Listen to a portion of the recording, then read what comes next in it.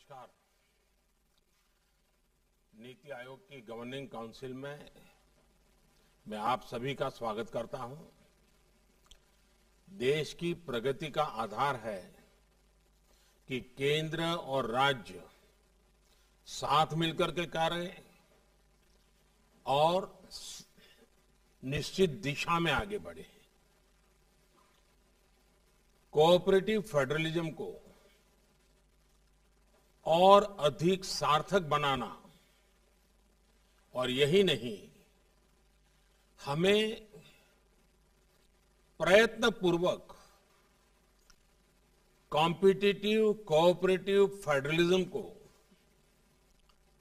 न सिर्फ राज्यों के बीच डिस्ट्रिक्ट तक ले जाना है ताकि विकास की स्पर्धा निरंतर चलती रहे, विकास ये प्राइम एजेंडा बना रहे, देश को नई ऊंचाई पर ले जाने की स्पर्धा कैसे बढ़े, ये मंथन करने के लिए पहले भी कई बार हमने चर्चा की है। आज भी स्वाभाविक है कि इस समिट में उस पर बल दिया जाएगा। हमने कोरोना कालखंड में देखा है कि कैसे अब राज्य और केंद्र सरकार ने मिलकर काम किया, देश सफल हुआ और दुनिया में भी भारत की एक अच्छी छवि निर्माण हुई। साथियों, आज जब देश अपनी आजादी के 75 वर्ष पूरे करने जा रहा है, तब इस गवर्निंग काउंसिल की बैठक और महत्वपूर्ण हो गई है। मैं राज्यों से भी आग्रह करूंगा कि आजादी के 75 वर्ष के लिए अपने अपने राज्यों में समाज के सभी लोगों को जोड़ करके समितियों का निर्माण हो, जिलों में भी समितियों का निर्माण हो। अब से कुछ देर पहले इस बैठक के लिए बिंदुओं का एक सरसरा उल्लेख आपके सामने हुआ है। इन एजेंडा पॉइंट्स का चयन देश की सर्वोच्च प्राथमिकताओं को ध्यान में रखते हुए किया गया है।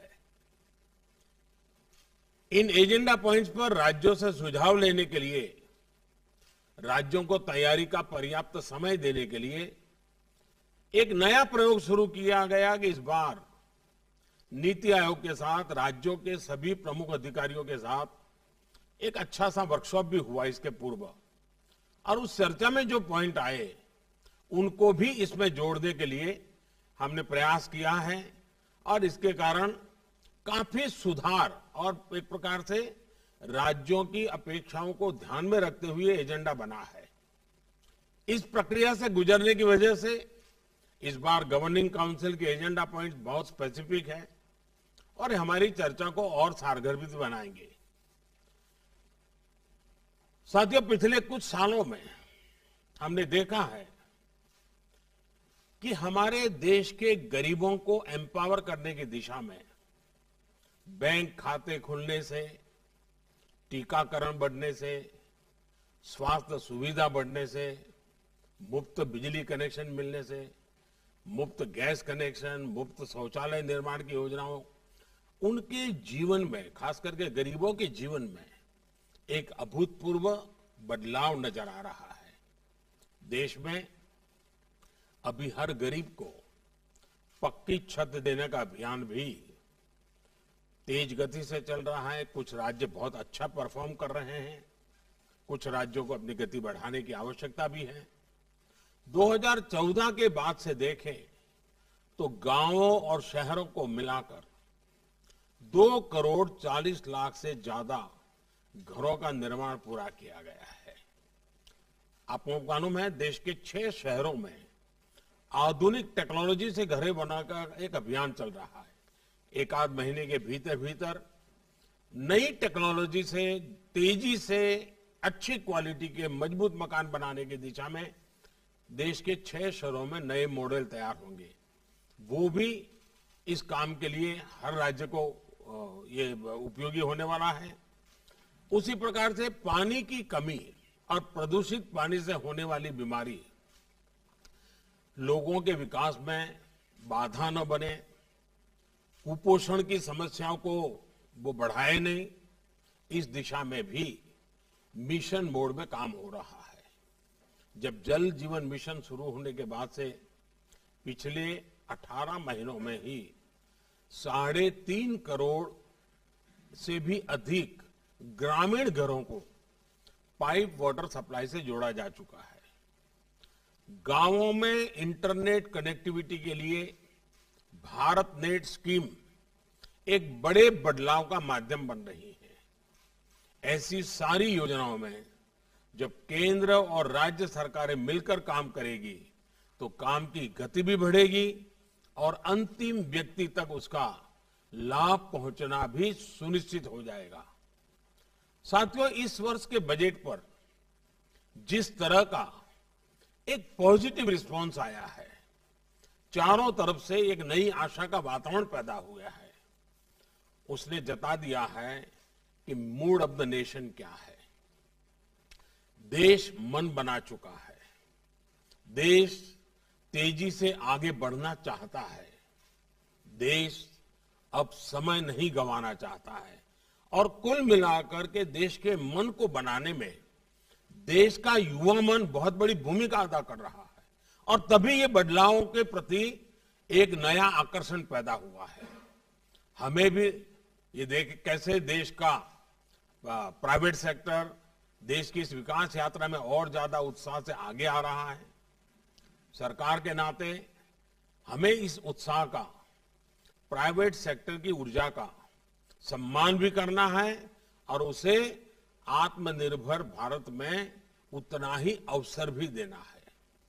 आत्मनिर्भर भारत एक ऐसे नए भारत की तरफ कदम है जहां हर व्यक्ति, हर संस्था, हर उद्यम को अपनी पूरी क्षमताओं से आगे बढ़ने का अवसर मिले। साथियों, आत्मनिर्भर भारत अभियान एक ऐसे भारत का निर्माण का मार्ग है जो न केवल अपनी आवश्यकताओं के लिए बल्कि विश्व के लिए भी उत्पादन करे और ये उत्पादन विश्व श्रेष्ठता की कसौटी पर भी खरा उतरे। और इसलिए मैं हमेशा कहता हूं, zero defect zero effect. Bharat जैसा युवा देश, उसकी आकांक्षाओं को ध्यान में रखते हुए हमें आधुनिक इंफ्रास्ट्रक्चर का निर्माण करना होगा, इनोवेशन को बढ़ावा देना होगा, टेक्नोलॉजी का ज्यादा से ज्यादा प्रयोग करना होगा, शिक्षा कौशल के बेहतर अवसर उन्हें देने होंगे। साथियों, हमें अपने बिजनेस को, एमएसएमईज को, स्टार्टअप्स को और मजबूत करने की जरूरत है। हमारे हर राज्य की अपनी एक खूबी है, हर राज्य के हर जिले के पास अपना हुनर है, अपनी खासियत है, कई प्रकार के पोटेंशियल्स हम बारीकी से देखें तो नजर आते हैं। सरकार द्वारा देश को ये सैकड़ों जिलों के प्रोडक्ट्स को शॉर्टलिस्ट करके उनके वैल्यूएडिशन के लिए, मार्केटिंग और एक्सपोर्ट के लिए उन्हें प्रमोट किया जा रहा है। इससे राज्यों के बीच एक स्वस्थ स्पर्धा अभी प्रारंभ हुई है, लेकिन आगे बढ़ाना है। कौन राज्य सबसे ज्यादा एक्सपोर्ट करता है, अधिक से अधिक प्रकार की चीजें एक्सपोर्ट करता है, अधिकतम देशों में एक्सपोर्ट करता है, अधिक से अधिक मूल्य की चीजें एक्सपोर्ट करता है, और फिर जिलों में भी ये स्पर्धा कैसे बने और हम एक्सपोर्ट पर विशेष बल हर राज्य, हर जिला कैसे दे। हमें इस प्रयोग को जिलों और ब्लॉक्स के बीच भी लेकर जाना है। हमें राज्यों के संसाधनों का पूरा इस्तेमाल करना होगा। राज्यों से होने वाला एक्सपोर्ट हमें आग्रहपूर्वक, और इसका हिसाब किताब हर महीना लेना चाहिए, और उसको बढ़ाना चाहिए। पॉलिसी फ्रेमवर्क और केंद्र एवं राज्यों के बीच बेहतर तालमेल भी बहुत जरूरी है। अब जैसे हमारे यहां कोस्टल स्टेट है, मत्स्य उद्योग को, ब्लू इकोनॉमी को और मछली को विदेशों में एक्सपोर्ट करने के लिए असीमित अवसर है। हमारे कोस्टल स्टेट उसके लिए क्यों न स्पेशल इनिशिएटिव ले। देखिए, इकोनॉमी को बहुत बड़ा बल मिल सकता है, हमारे फिशरमैन को बहुत बड़ा बल मिल सकता है। मैं चाहूंगा कि आप इस बात से परिचित हैं कि केंद्र सरकार ने विभिन्न सेक्टर्स के लिए एक पीएलआई स्कीम शुरू की है। ये देश में मैन्युफैक्चरिंग बढ़ाने का बेहतरीन अवसर है। राज्यों को भी इस स्कीम का पूरा लाभ लेते हुए अपने यहां ज्यादा से ज्यादा निवेश आकर्षित करना चाहिए। कॉरपोरेट टैक्स की दरें कम करने का लाभ भी राज्यों ने बढ़ चढ़ करके उठाना चाहिए। आपने ऐसी कंपनियों का संपर्क करना चाहिए कि दुनिया में इतना कम टैक्स रेट जब किया गया है तो उसका फायदा आपके राज्य को मिलना चाहिए। साथियों, इस बार के बजट में इंफ्रास्ट्रक्चर के लिए दिए गए फंड की भी काफी चर्चा हो रही है। इंफ्रास्ट्रक्चर पर होने वाला ये खर्च देश की अर्थव्यवस्था को कई स्तर पर आगे बढ़ाने का काम करेगा, रोजगार के भी बहुत अवसर पैदा करेगा। एक मल्टीपल इफेक्ट होती है इसकी। नेशनल इंफ्रास्ट्रक्चर पाइपलाइन में राज्यों का हिस्सा 40% से इसलिए 40% है और इसलिए जरूरी है कि राज्य और केंद्र मिलकर अपने बजट को सिंक्रोनाइज करे, प्लानिंग करे और प्राथमिकताओं को तय करे। अब भारत सरकार ने अपना बजट पहले की तुलना में 1 महीना प्रीपोन किया है। राज्यों के बजट और केंद्र के बजट में बीच में 3-4 सप्ताह मिल जाते हैं, तो केंद्र के बजट के लाइट में राज्यों का बजट बनता है, तो दोनों मिलकर के एक दिशा में आगे बढ़ते हैं। और मैं चाहूंगा कि इस दिशा में भी राज्यों के बजट चर्चा करते होंगे। जिन राज्यों का बजट अभी आने वाला है वो इस काम को और प्राथमिकता पर कर सकते हैं। केंद्रीय बजट के साथ ही राज्यों का बजट भी विकास को गति देने में, राज्यों को आत्मनिर्भर बनाने में उतना ही अहम है।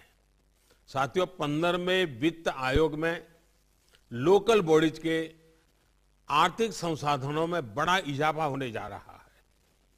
स्थानीय स्तर पर गवर्नेंस में सुधार लोगों का लिए क्वालिटी ऑफ लाइफ और उनके आत्मविश्वास का आधार बनती है।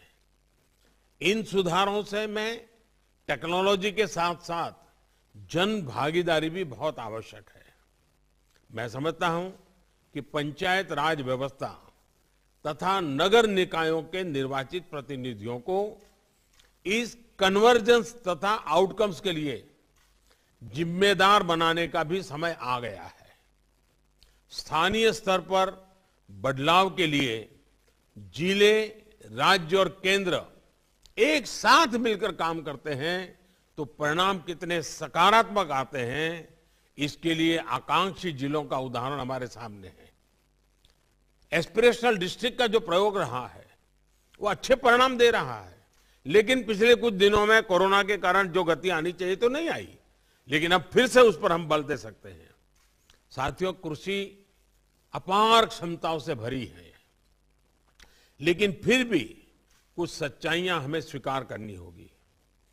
हम कृषि प्रधान देश कहे जाएं, उसके बावजूद भी आज करीब 65-70 हजार करोड़ रुपए का खाद्य तेल हम बाहर से लाते हैं। ये हम बंद कर सकते हैं। हमारे किसानों के खाते में पैसा जा सकता है। ये पैसों का हकदार हमारा किसान है, लेकिन इसके लिए हमारी योजनाएं उस प्रकार से हमें बनानी होगी। हमने पिछले दिनों दालों में प्रयोग किया, उसमें सफलता मिली।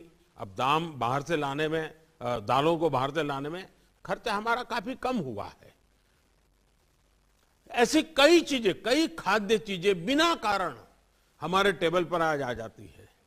हमारे देश के किसानों को ऐसी चीजों को उत्पादन में कोई मुश्किल नहीं है, थोड़ा गाइड करने की जरूरत है। और इसलिए ऐसे कई कृषि उत्पाद हैं जो हमारे किसान न सिर्फ देश के लिए पैदा कर सकते हैं बल्कि दुनिया को भी सप्लाई कर सकते हैं। इसके लिए जरूरी है कि सभी राज्य अपनी एग्रो क्लाइमेटिक रीजनल प्लानिंग उसकी स्ट्रेटेजी बनाएं, उसके हिसाब से किसान को मदद करें। साथियों, बीते वर्षों में कृषि से लेकर पशुपालन और मत्स्य पालन तक एक होलिस्टिक अप्रोच अपनाई गई है। इसका परिणाम है कि कोरोना के दौर में भी देश में कृषि निर्यात में काफी बढ़ोतरी हुई है, लेकिन हमारा पोटेंशियल इससे अनेक गुना ज्यादा है। हमारे प्रोडक्ट्स का वेस्टेज कम से कम हो, इसके लिए स्टोरेज और प्रोसेसिंग पर भी ध्यान देने की जरूरत है और उसमें इन्वेस्टमेंट के लिए हमें जितने भी पोटेंशियल जहां भी है उसको जोड़ना पड़ेगा। हमें जानते हैं कि भारत साउथ ईस्ट एशिया में रॉ फिश एक्सपोर्ट करता है। जब मैंने प्रारंभ में कहा, वहां वो फिश प्रोसेस करके भारी मुनाफे और प्रोसेस प्रोडक्ट के तौर पर बेची जाती है। क्या हम सीधे प्रोसेस फिश प्रोडक्ट को बड़े पैमाने पर एक्सपोर्ट नहीं कर सकते? हमारे सभी कोस्टल स्टेट खुद अपना इनिशिएटिव लेकर के इस पूरे ग्लोबल मार्केट को ऊपर अपना प्रभाव पैदा नहीं कर सकते हैं? ऐसी स्थिति कई और क्षेत्रों, कई और प्रोडक्ट्स के साथ है। हमारे किसानों को जरूरी आर्थिक संसाधन मिले, बेहतर इंफ्रास्ट्रक्चर मिले, आधुनिक टेक्नोलॉजी मिले, इसके लिए रिफॉर्म्स बहुत जरूरी है। साथियों, हाल ही में ऐसे कई रिफॉर्म्स किए गए हैं जो रेगुलेशन को कम करते हैं, सरकार का दखल कम करते हैं। मैंने पिछले दिनों देखा, सरकार के अंदर सामान्य व्यक्ति को कंप्लायंस, हजारों ऐसे कंप्लायंस हैं जिसको हम निकाल सकते हैं। जैसे पिछले दिनों हमने 1500 कानून खत्म किए। मैं राज्यों से आग्रह करूंगा, आप एक छोटी टीम बिठाइए, बिना कारण, अब जब टेक्नोलॉजी है तो बार बार चीजें मांगने की जरूरत नहीं है लोगों से। ये कंप्लायंस का बर्डन देश के नागरिक के सर पर से हम कम करें, राज्य आगे आए। मैंने भी भारत सरकार में कहा है और हमारे कैबिनेट सेक्रेटरी उसके पीछे लगे हुए हैं, कंप्लायंस की संख्या जितनी कम हो करनी है। ये भी ईज ऑफ लिविंग के लिए बहुत जरूरी है। उसी प्रकार से साथियों, युवाओं को अपना सामर्थ्य खुलकर दिखाने का भी हमें मौका देना होगा। कुछ महीना पहले ही आपने देखा होगा कुछ महत्वपूर्ण निर्णय किए गए, उसकी चर्चा बहुत ज्यादा नहीं होती है लेकिन इसका परिणाम बहुत बड़ा होता है। ओएसपी रेगुलेशंस को रिफॉर्म किया गया था। इससे युवाओं को कहीं से भी काम करने की फ्लेक्सिबिलिटी मिली है। इसका बहुत बड़ा लाभ हमारे टैक्स सेक्टर को मिला। मैं अभी पिछले दिनों आईटी सेक्टर के लोगों से बात कर रहा था। मुझे कईयों ने बताया कि उनके 95% लोग अब घर से ही काम कर रहे हैं और उनका काम अच्छा चल रहा है। अब देखिए ये कितना बड़ा बदलाव आ रहा है। हमने इन चीजों पर बल देना होगा। हमें ऐसी जो बंदिशें हैं उन सारी बंदिशों को समाप्त करना चाहिए। काफी मात्रा में हमने पिछले दिनों रिफॉर्म करके किया भी है। आपने देखा होगा कुछ दिन पहले हमने एक बहुत महत्वपूर्ण निर्णय किया है। जियो स्पेशियल डेटा से जुड़े नियमों को भी लिबरलाइज कर दिया है। जो अभी हमने किया है वो अगर आज से 10 साल पहले हम कर पाते तो शायद ये गूगल वगैरह भारत के बाहर नहीं बनते, वो हमारे यहां बनते। हमारे ही लोगों की टैलेंट है लेकिन प्रोडक्ट हमारी नहीं है। इससे हमारे स्टार्टअप्स और टेक सेक्टर को तो बहुत बड़ी मदद मिली है। मैं चाहता हूं कि ये फैसला देश के सामान्य मानवी की ईज ऑफ लिविंग बढ़ाने में मदद करेगा। और साथियों, मैं 2 चीजों का आग्रह करूंगा। आज विश्व में हमें एक अवसर प्राप्त हुआ है। उस अवसर को जुटाने के लिए हमारी कोशिश रहनी चाहिए ईज ऑफ डूइंग बिजनेस, और भारत के नागरिकों के लिए हमारी कोशिश रहनी चाहिए ease of living. Globally Bharat के पोजीशनिंग के लिए, भारत को अपॉर्चुनिटी ग्रैब करने के लिए ईज ऑफ डूइंग बिजनेस का महत्व है और उसके लिए हमारे कानूनों में सुधार करना होगा, व्यवस्थाओं में सुधार करना होगा और देश के नागरिकों की आशा अपेक्षाओं को पूरा करने के लिए, उसके जीवन को सरल करने के लिए ईज ऑफ लिविंग के लिए जो चीजें आवश्यक हैं उसको बल देना पड़ेगा। साथियों, मैं अब आपके अनुभव, आपके सुझाव सुनने के लिए उत्सुक हूं। आज हम दिन भर बैठने वाले हैं, बीच में एक थोड़ा समय हम ब्रेक लेंगे, लेकिन हम सारे विषयों की बातचीत करेंगे। मुझे विश्वास है कि हमेशा की तरह इस बार भी आप सभी की तरफ से रचनात्मक और सकारात्मक विचार आप देश को आगे ले जाने में बहुत काम आएंगे और हम सब मिल करके केंद्र और राज्य हम एक देश के रूप में एक ही दिशा में जितनी शक्ति लगा सकते हैं लगी शक्ति लगा करके विश्व में एक अभूतपूर्व अवसर भारत के लिए पैदा हुआ है। ये मौका हम जाने नहीं देंगे। इसी एक अपेक्षा के साथ मैं फिर एक बार इस महत्वपूर्ण समिट में आप सबकी उपस्थिति का स्वागत करता हूं, आपके सुझावों का इंतजार करता हूं। बहुत बहुत धन्यवाद।